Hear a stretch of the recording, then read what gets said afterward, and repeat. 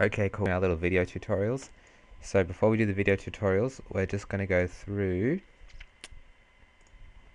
our template and the formatting. So those who are at the meeting, you already know the formatting, but just so everybody's on the same page, this is going to be the template which is sent out to you.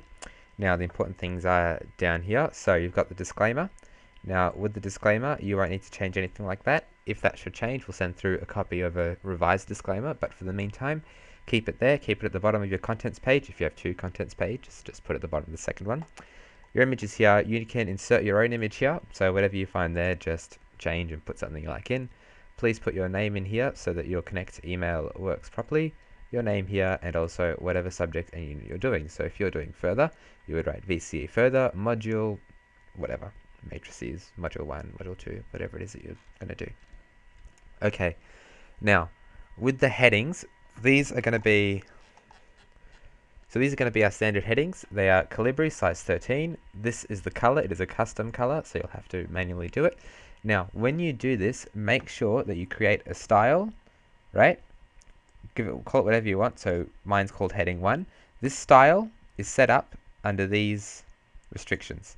Now, if you go up here, you can see that it's heading 1. And now it's really important that that's the style, that it's not just text that you've changed the font for and changed the color for. Because if you do that, it won't be recognized by the contents page.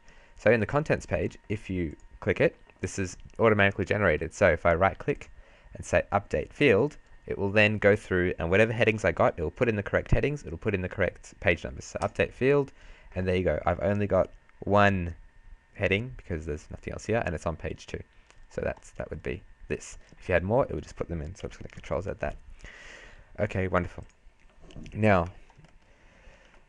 for maths, the variables are going to be Times New Roman, size 12 and italicized. So if you look at this X, that is a horrible X, but if I italicize it, that is a much more normal X for variables. And to distinguish variables from text, there will be Calibri size 12 and black and bolded for text. Now, the basic format is going to be explanation of a concept first, followed by examples. If you have, say, 3 examples, you must either have all 3 examples as with fully worked solutions, or if you don't want fully worked solutions, you can do, say, 2 that are fully worked solutions and 1 that is blank. Now, the blank one you'd fill in the lecture with all the students, but if you're going to do that, make sure you create a separate document in which you do have fully written solutions, so that each student who comes to your lecture will have both their lecture notes and the solutions to any blank questions should you run out of time or if they're confused. Now, what we're going to try and aim for is to be as succinct as we can. So you want your information to sort of be not rambling. So if you're going to explain a concept, don't type out what you would say to explain it. Okay, so just type out what the important things are that everybody needs to know and any derivations for them or anything like that that you want to include, but don't type out what you would say in the lecture. Okay, now images are really great, so we're going to try and use as many images as we can. Every time there's something that can be represented graphically or pictorially, please do so, and calculator screenshots where applicable. So for the calculator screenshots, we're going to be using the TI Nspire, the CAS edition, and for the actual math writing, we're going to be using MathType, so over here. So these are the 2 programs we're going to use to write the notes out. So the first thing we'll do is we'll open up some previously written Connect stuff. So we'll pick, say, methods. I'll go back for methods unit 3. So this is the full methods unit 3 notes. So as it loads, which is taking its time too because they're big files. So if you pick some random question, so there's calculator syntax you'll have to start putting in. That's an example of your fully worked solution, and there's how you do it on your calculator. Now, to write this, these are all objects, these are all equation objects, and they all came from MathType. So here's your MathType. So say you want to type an equation, or whatever it is that you're doing. Okay, just type it in. You can take it, you can copy it, so Control C, go wherever you want to do it, Control V, and it will paste in. Or you can take that, highlight it, and just drag it in like that. If you drag it in, you lose it here, whereas if you copy and paste it, it remains here. Okay, now, as far as editing is concerned, if you double click on something you've done, you can make any change you like, exit, and it pops up down here as well. Okay, now we don't want that, so we'll kill it, and that can go away. Alright, perfect. So basic MathType tutorials. So you've got So obviously you type, etc. Now, before we start, we're going to have to set up a couple of things. So we're going to go up here into style, and you've got a math style and a text style and a function style. Those three are the most important ones. The math style you won't have to touch. The text style we're going to have to change. So text style is when you're going to type out normal words.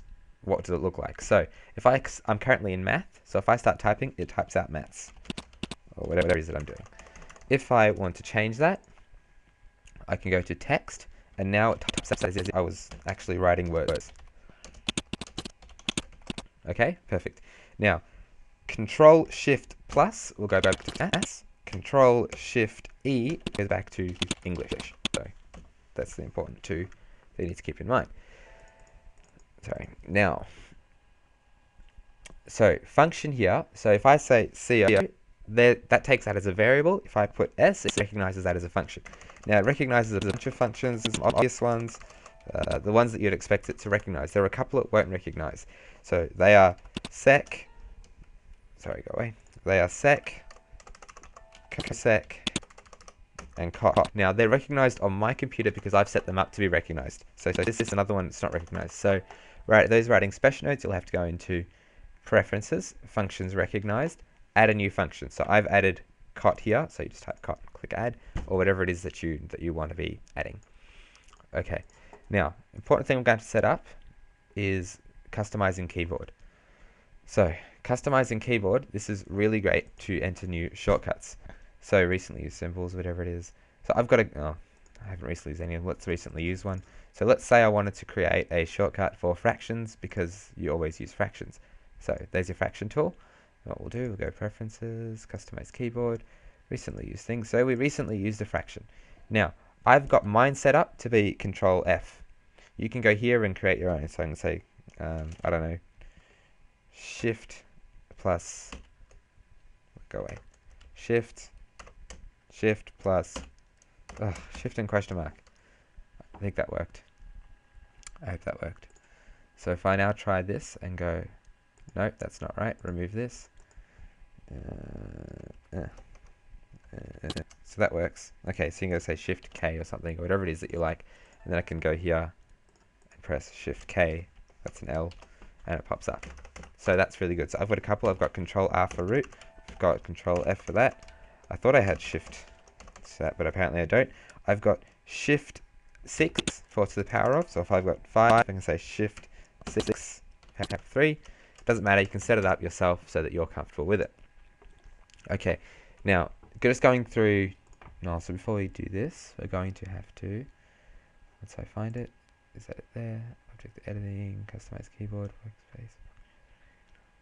Just hold on whilst I find it. I think it might be in format.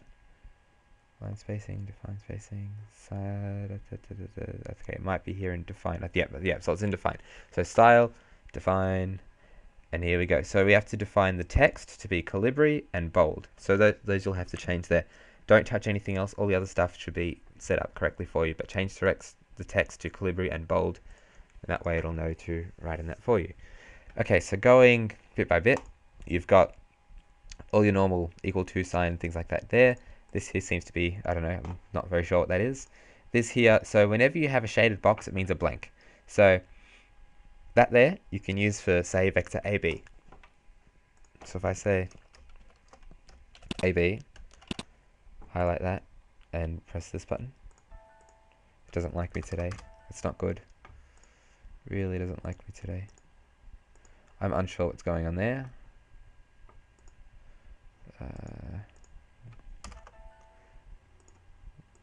Quite unsure what's going on there, but that's okay. Alright, let's move on then. So you've got all your normal things there, multiplied, you've got a dot, you've got a little O for fog and goth, that's all fine. A bunch of arrows, you've got a therefore symbol that you might use, some set notation stuff, a couple of funny symbols that you might use, you might not use. You can use this R if you like for real numbers. I just use capital R, doesn't really matter, I think capital R is just a bit easier. You've got all your Greek letters here, so occasionally you might need a mu. So where's a mu for, so you need a sigma for your standard deviation and a mu there. Some capital Greek letters, not that anyone cares. These are all your brackets. So these brackets are sort of what you'd expect. So if you have a sign, and you're going to have a sign of something with a fraction here. What we don't want things to look like this. That's really ugly. So what you do is you highlight it, and you give it those brackets there, and that is operator, which is fairly obvious. So that's that. Also use this for stuff like hybrid functions. So this guy here, that's your hybrid function. So I could say whatever it is, of x is, and now just press your enter key, and you get more and more and more as much as you like. And you've got your 2 branches, whatever you say. You have 2 branches. Okay, perfect. That's those.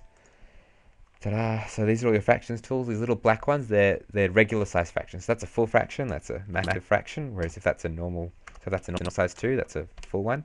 If you want to have something that's a little fraction, so you might say 2.5. You'd say your 2 there. Pick your black ones, which are the little ones. That's your 2.5 there. Okay, you've got these guys here. This is only if you're doing long division, which you won't really be doing unless you're doing special. Okay, now these here are your subscripts and your superscripts, etc., etc. So that's your subscript, that's your superscript, that's your both. So that would be, if you're doing an integral, then you might use that. So you might, I think they've already got them for integrals, so you won't need that. But there you go. So that's your subscript and your superscript there, which you'd use for, so, that there would be there you go. So that would be a useful place for your subscripts. Alright, so sum of you don't really need, but it's there. You've got your integrals here, double integrals or triple integrals, which no one's going to touch. You've got one terminal, which I'm not sure why you ever needs that, but you've got these 2 terminals here. Now you've got this one here and you've got that one there. I would really, really prefer you to use the right one, because the right one, so if I don't know, whatever it is, the terminal is sort of what you'd expect them to be. They're not above the integral sign, they're just next to it and a little bit in front. Alright.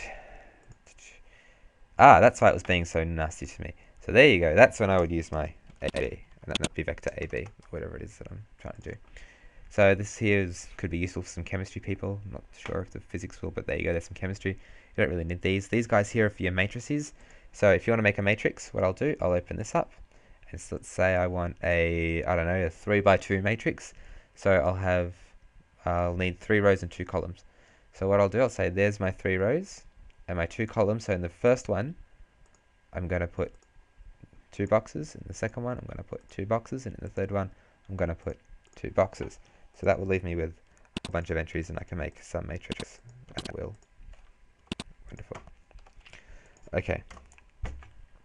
Now, here you've got some commonly used symbols. So these are obvious. So pi, theta, infinity, etc., etc., etc., etc. These are some brackets for you, which are pretty. They're in a convenient area. There's your superscript and your subscript. Again, I just took this guy here and assigned it to Shift 6. That's the easiest way to do it.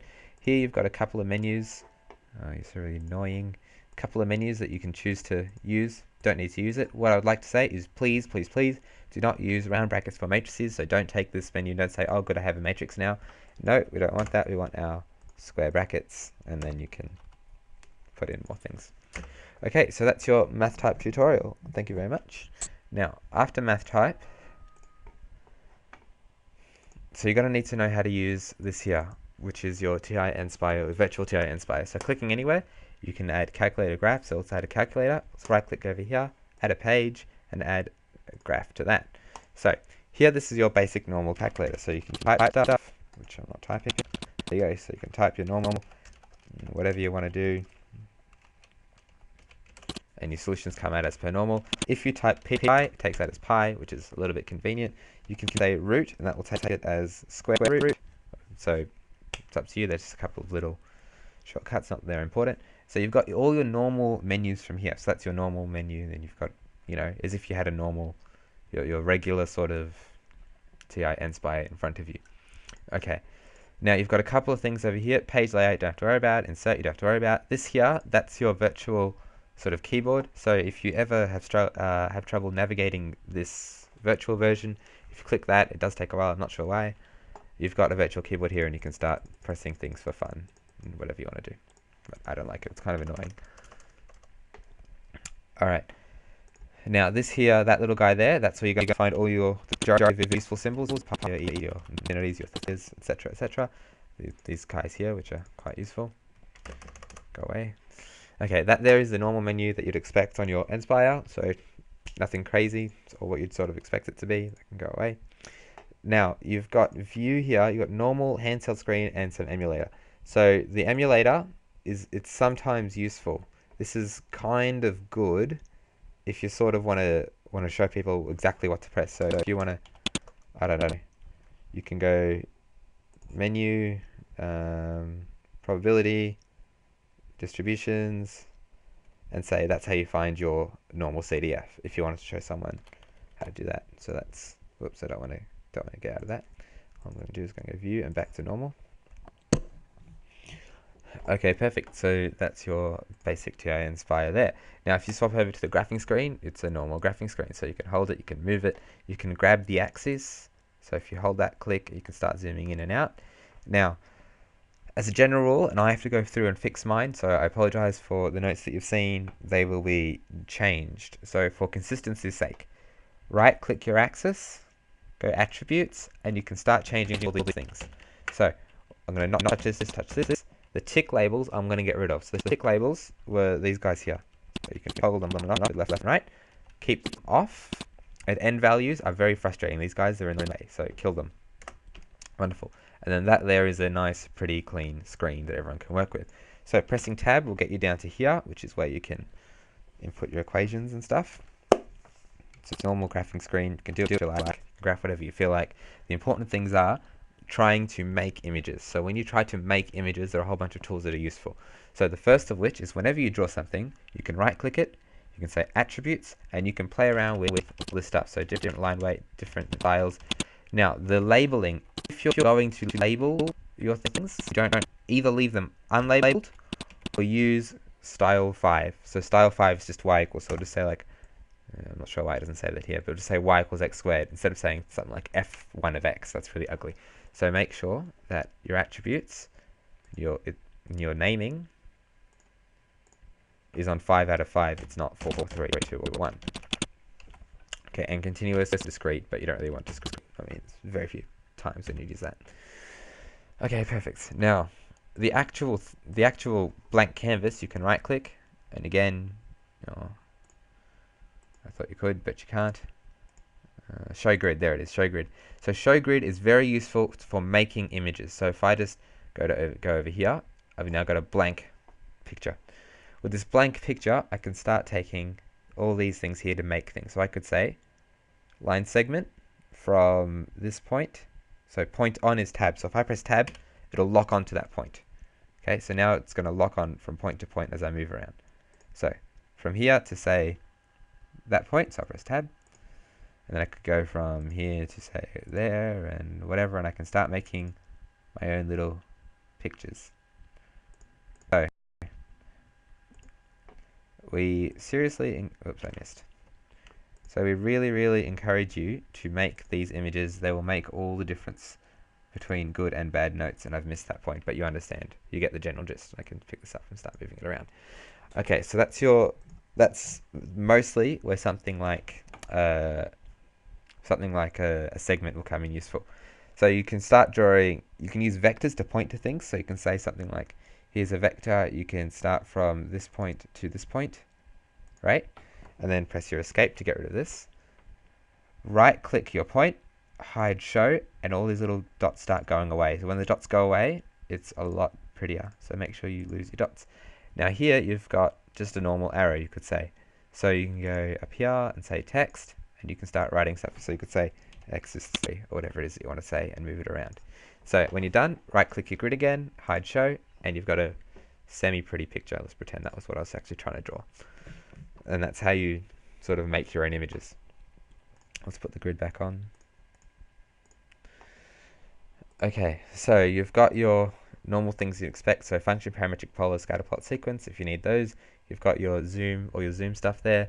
Graph trace, so graph trace, if you just, I'll just move this over. If I press 2 and press enter, then it says down here that when this is 2, your y value is 4. If I press enter again, the point will stay here. If I press escape, all that goes away, and I can move this around as much as I like. I can change what it says. I can, backspace it, get rid of it, but that point is still there. I can start moving it around. I can press delete it.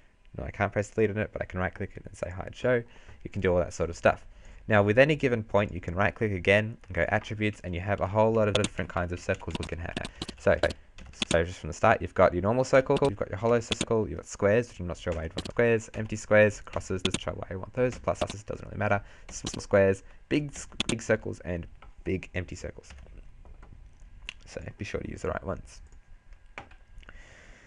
Intersection point, that's all quite self-explanatory. All this is self-explanatory. So integral, so if you just click on here, you do that to that. That might be useful for shading areas. So if you start shading areas, just to give your stuff a bit of color. So I think we've got one in the Unit 4 notes. So if we go open methods Unit 4, so we've got a good example of where that came in handy.